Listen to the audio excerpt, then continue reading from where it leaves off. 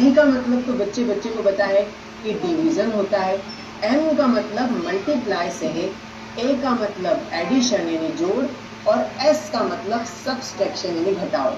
तो टोटल बोरमास का रूल हमें ये कहता है कि bracket of division multiplication addition subtraction क्या होता है, bracket of division multiplication addition subtraction. अब मेरे साथ बोलिए, bracket of division multiplication addition subtraction, bracket of division multiplication addition subtraction.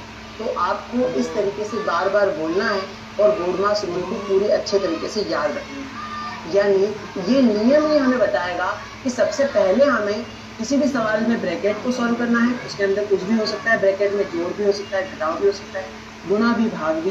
ठीक है, ब्रैकेट सबसे पहले सॉल्व होगा, फिर ऑफ सॉल्व होगा, फिर अगर डिवाइड का चिन्ह है तो वो सॉल्व होगा, फिर मल्टीप्लाई, फिर जोड़ घटाओ।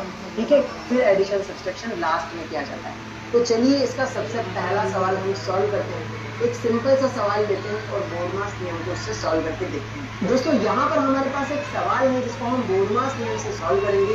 पहले हम बेसिक सवाल सॉल्व करेंगे, तो धीरे धीरे क्वेश्चंस को हम टफ करेंगे ताकि आपको स्टेप बाय स्टेप सारी चीजें समझ में आने लगे। तो देखिए यहाँ जो पहला